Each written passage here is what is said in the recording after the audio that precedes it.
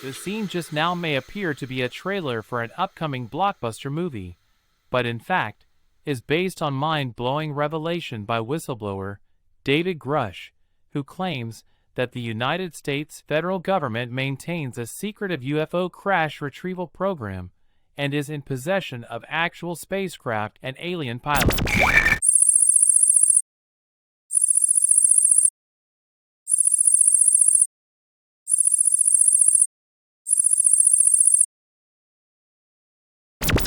You are saying to the human race, for the first time, an official intelligence representative at a high level from the US government is saying publicly, we are not alone. We're definitely not alone. Absolutely, the data points empirically that we're not alone, yeah.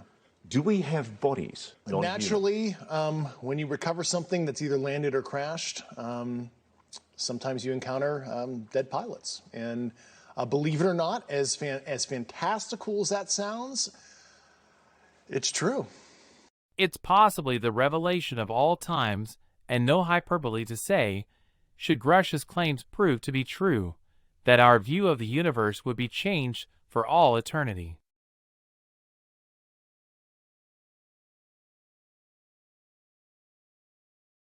Earth-shattering news indeed. Hi guys, great to be joining you on this story.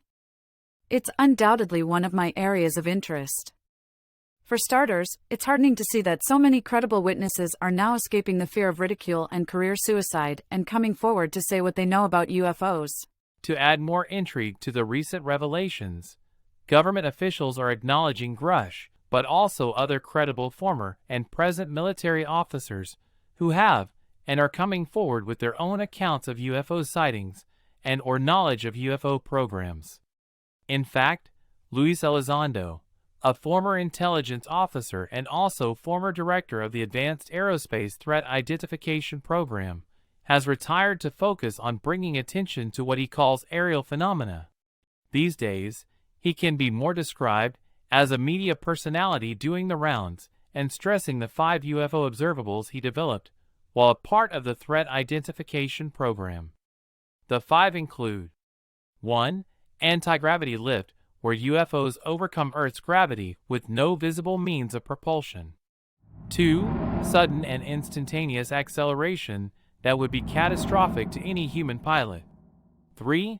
Hypersonic velocities without signatures, where UFOs travel faster than the speed of sound, but are not picked up on radar. 4. Low observability, or cloaking, making objects difficult to detail, even when observed. 5. Transmedium travel, where some UFOs have been observed transitioning easily in and between different environments, including water. It's healthy to not overindulge in UFO stories, but if you have even a small amount of interest in the UFO topic, you would have heard of names like Jeremy Corbell, Leslie Kean, Ross Coulthart. The latter, of course, being at the heart of David Grusch's crashed UFO retrieval program story. Apart from the whistleblowers, there have also been other non-military but credible and tireless professionals such as Jeremy Corbell, a filmmaker, Leslie Kean, journalist and author, and Ross Coulthart, an Australian journalist, all of whom have dedicated considerable time and effort in bringing awareness to the UFO topic.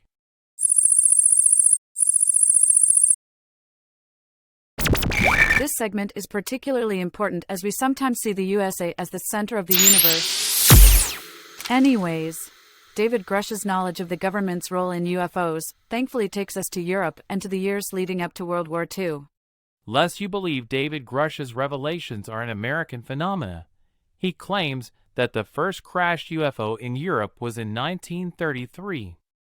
He claims the Benito Mussolini government of Italy at the time secured it until 1944 to 1945, but based on a Vatican tip, the USA was able to take possession and supposedly has secured it since that time. If this account is true, it flies in the face of the denial of the U.S. federal government about any knowledge of UFOs, and by extension any program meant to be a platform for ongoing study of unidentified aerial phenomena. The government's ongoing denial of UFOs and any related program to study them is jarring to say the least. we don't appreciate enough that in spite of the encouraging signs, that things may not change. We of course hold out hope. The interest in Grusch's story so far speaks to his credibility and the earth-shattering implications everyone should realize would be the reality if what he claims turns out to be the truth. The otherworldly claims being made by David Grusch, and with so many backing up his story, the United States House of Representatives is scheduling hearings for Grusch himself and for other key witnesses who are being revealed over time. Additionally, Senate Majority Leader Chuck Schumer, along with 5 other bipartisan senators, have prepared and submitted legislation that would compel the United States government to reveal the truth about whistleblower claims regarding unidentified aerial phenomena. According to Representative Schumer, the sheer number and variety of UFO-related claims led some in Congress to believe that the U.S. government was concealing important information regarding UAPs over broad periods of time. The legislation itself noted that there was credible evidence and testimony indicating that federal government UFO records exist that have not been declassified as required by law. The legislation being introduced is meant to set that record straight.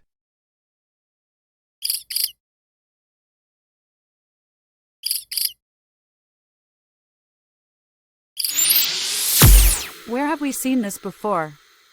Hearings and talk of declassifications are encouraging on one hand, but on the other, we could easily lose the essence of Grusch's revelations. After all, there is the real risk of getting lost in a sea of never-ending hearings and very little or meaningful declassification done by the authorities in the end. From our own viewpoint, hearings and declassifications are welcome, but let's not forget the mind-blowing claims made by David Grusch. The revelation by Grusch is incredible, not only because of the same U.S. government vehemently denying the existence of UFOs and any program meant to investigate UFO sightings, but because of what the existence of otherworldly life forms would mean for all we know and believe in up to this point.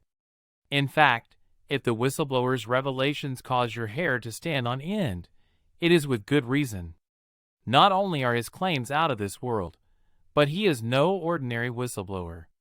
His credentials are as solid as they come, and he has history to back up all he is saying, serving initially in the United States Air Force and also as an intelligence officer. Seemingly, David Grusch's distinguished career path has prepared him for this day. He first came out officially as a whistleblower in 2021 and then filed again in June 2022, adding at that time that the U.S. federal government and superiors were retaliating because of his public revelation of the secretive UFO retrieval program. This all seems straight from a movie script, right? To contemplate unproven sightings of spacecraft visiting the Earth from the far reaches of the universe is in itself one thing, but quite another to contemplate crashed alien vehicles and occupants, dead or alive. Even if we imagine crashed vehicles, you could stretch the imagination and appreciate a scene like this.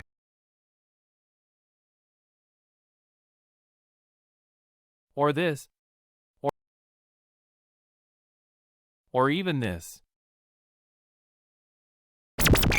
Yes. Anything but these scenes.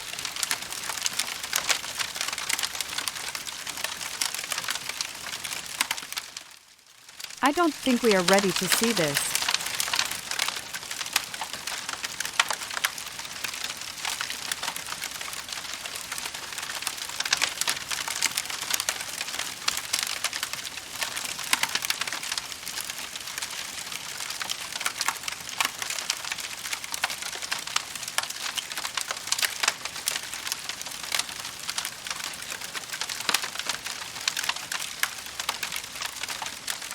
I definitely don't think we are ready.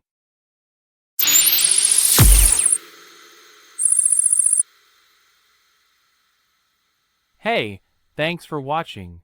We are delighted at your interaction and invite you to subscribe to the channel. See you soon, but until then, may the force of AI be with you.